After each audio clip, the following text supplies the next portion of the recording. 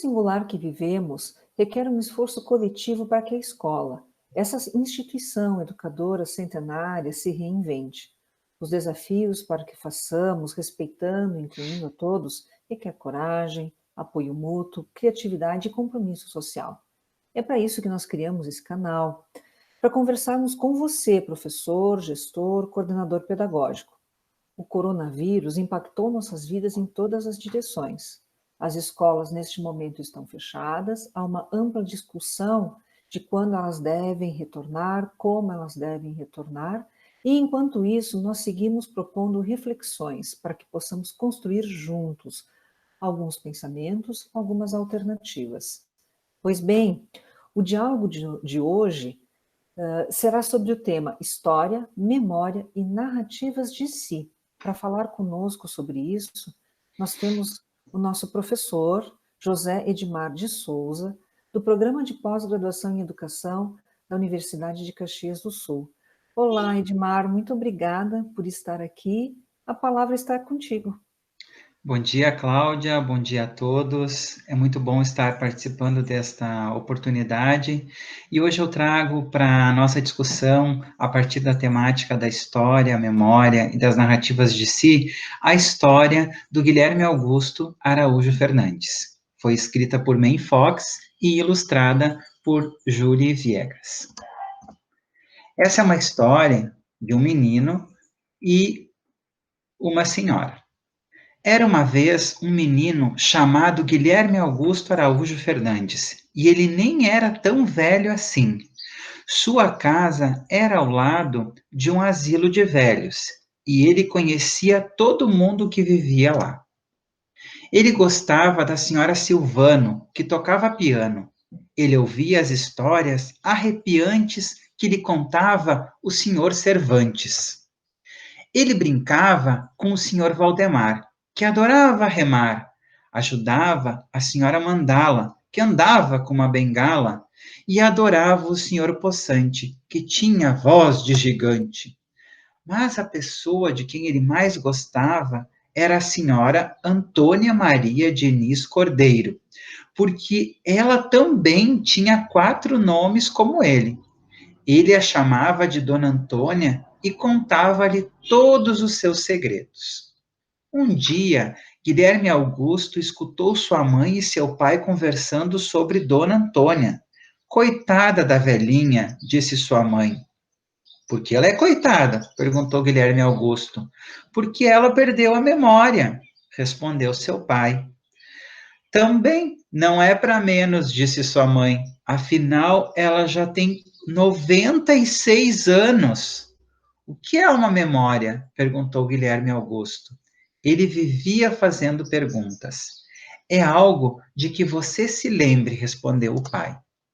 Mas Guilherme Augusto queria saber mais, então ele procurou a senhora Silvano, que tocava piano. O que é uma memória? Perguntou ele.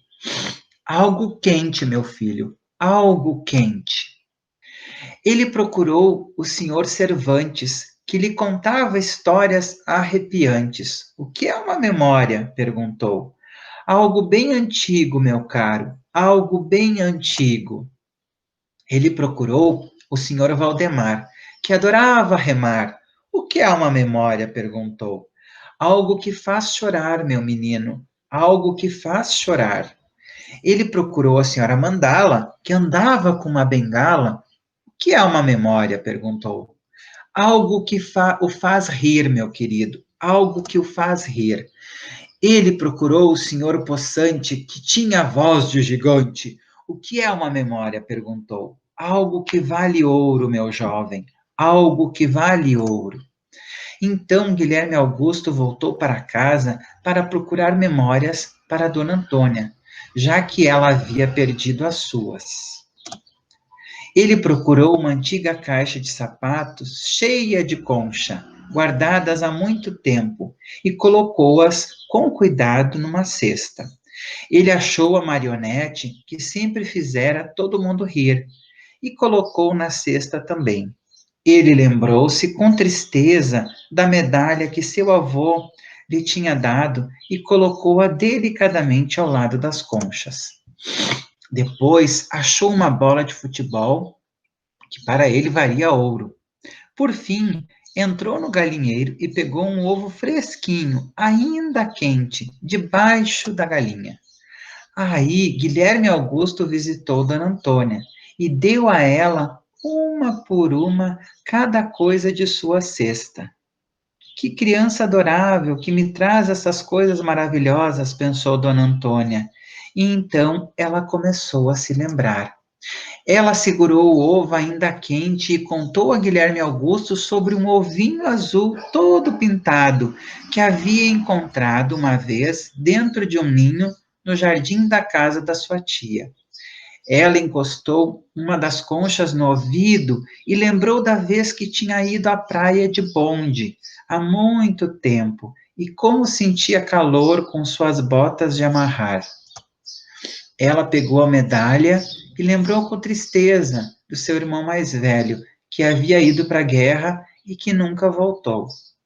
Ela sorriu para a marionete e lembrou da vez em que mostrara uma para a sua irmãzinha e que rira às gargalhadas com a boca cheia de mingau. Ela jogou a bola de futebol para Guilherme Augusto e lembrou do dia em que se conheceram e de todos os segredos que haviam compartilhado. E os dois sorriram e sorriram, pois cada memória perdida de Dona Antônia tinha sido encontrada por um menino que nem era tão velho assim.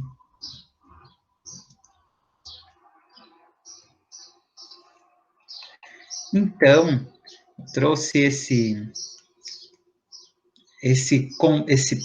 essa história como uma leitura de abertura para conversarmos um pouco sobre as narrativas de si e como essas narrativas, essas memórias, os sentidos que nós atribuímos à fala, né? E como as crianças, elas significam aquilo que escutam quando a gente está na sala, assistindo TV, numa roda de amigos, né, enfim, hoje nós não podemos mais tomar chimarrão, mas uma roda de amigos ou familiares, né? Como é que a gente faz quando a gente vai visitar a mãe, ou a mãe que mora conosco, né, o pai que mora conosco, e aí a gente tem a própria família, um momento de conversa na hora do almoço, ou no jantar, ou mesmo no café da manhã, e as crianças escutam, ou a gente fala algo, como eles elaboram o conceito de tempo, né, e como eles se situam e estão inseridos geograficamente no espaço. Como é que isso diz da própria construção da história? Bem como a nossa história, né, ela é importante, as nossas memórias, os sentidos que damos a ela para a constituição daquilo que nós chamamos de protagonismo, ou daquilo que nós chamamos de cidadania, né? Como eu me situo no espaço e no tempo, no lugar que eu ocupo, e me reconheço como uma pessoa importante, construo a minha identidade. Claro que essa identidade, elaborada a partir do momento em que eu vou me narrando e vou falando de mim, das minhas experiências, eu também vou construindo e elaborando essas identidades, que vão se transformando com o passar do tempo, com a minha maturidade, né? Vamos pensar a criança, ela vai elaborando a sua identidade a partir das suas referências. Nesse sentido, né, quando a gente estuda história, quando a gente pensa na história e nessas relações, né, a gente muitas vezes fica refletindo sobre o sentido que as pessoas entendem da história, né? Pensando muitas vezes que a história é só o passado. Não, e a história ela tem uma relação entre o passado, o presente, né? Porque elas estão imbricadas, elas estão relacionadas intimamente. Então não é mais só aquela visão da história ou da né, a memória que é a história, né? Porque a memória, enfim, ela é um elemento da história. Ela vai fazer parte desse grande conjunto que é a nossa história. Mas também pensar que a história não está lá no passado, a história está aqui e ela está acontecendo. E o importante é a gente provocar situações com os nossos filhos, com os nossos alunos, né? Provocar situações para que os alunos possam entender e refletir. Olhem o exemplo da história, né?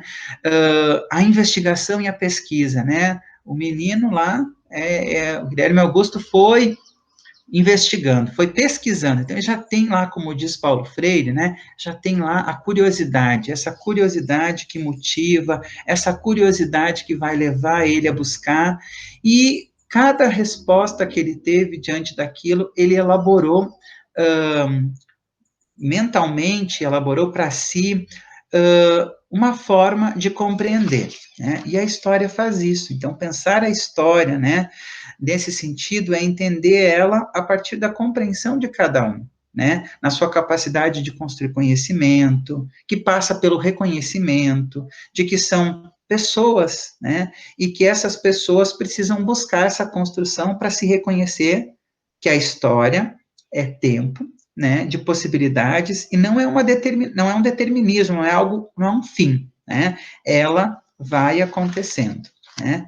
Então, Paulo Freire ainda diz que nós carregamos conosco a memória de muitas tramas, né, de um corpo molhado, das nossas histórias, das nossas memórias, e muitas possibilidades nós temos para poder dizer dessa história, para poder falar dessa história, né, porque quando nós vivemos num lugar, nós somos reconhecidos por alguma coisa que fazemos, pelo que os nossos pais fazem, as pessoas com quem vivemos. E contar e dialogar, né, sobre isso é super importante nesse processo de elaboração desse reconhecimento de si, das narrativas de si, pelos exemplos, pelas experiências, para que a criança elabore essas noções de tempo e de espaço, né? Então, falando sobre a profissão, falando como foi seu tempo de estudante, conversando, porque isso tudo vai fazer com que a criança, e com aquilo que a gente conta, como conta das nossas experiências, sirvam de exemplo para que eles também elaborem as suas identidades. Porque, além disso, nós estaremos formando culturalmente os sujeitos, né? Pensando que cada relação espacial que se estabelece é uma relação de uma parte desse nosso todo, desse nosso universal, né? Aprendemos a cultura do outro a partir da compreensão, da aceitação, identificação da nossa própria cultura.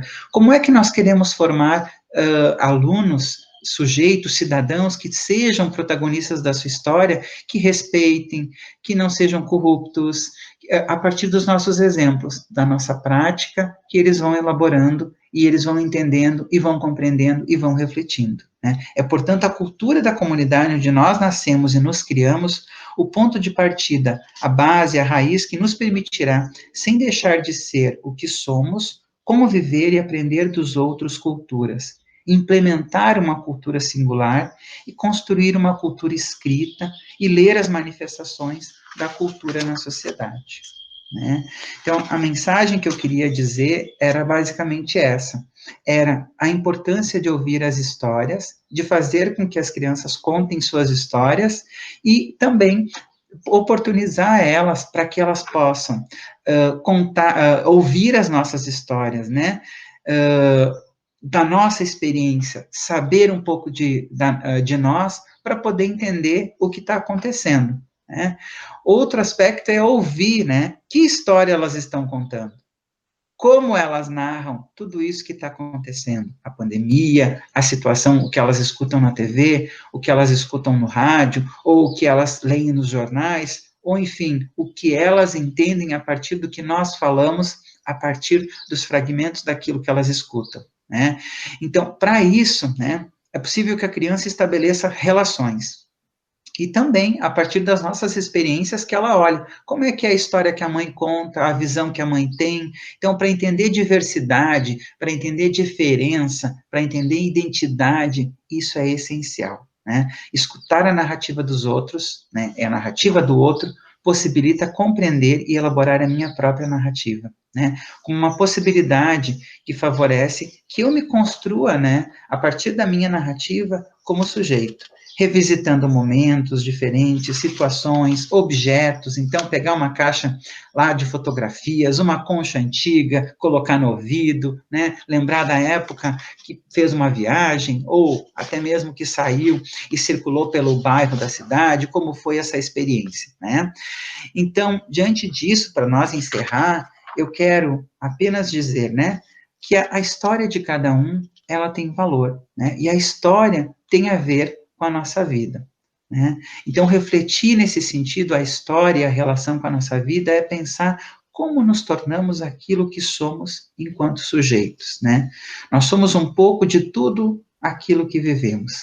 Cada um de nós traz consigo, em sua trajetória, fragmentos da totalidade da história, né? Como forma de materializar o tempo, e este se dilui, né, na materialidade, na atmosfera, no véu, né, perfumado da nossa realidade, trazendo à luz as mais diferentes memórias, histórias de pessoas que fizeram, né, quando eu vou lá olhar as fotografias do meu passado, ou os momentos, as pessoas que fazem, quando eu vou me deparar com os meus objetos, né?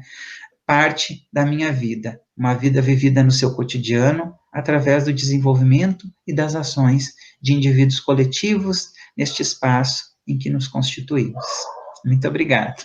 José Edmar, eu que agradeço tuas palavras, e nesse diálogo entre um historiador, que tu és, e uma psicóloga, que eu sou, eu fiquei pensando, né, o quanto das tuas falas realmente encaminham para a gente compreender como é que se constitui um sujeito. Como é que se constitui um sujeito a partir das histórias que ele escuta dos outros e das histórias que ele conta de si.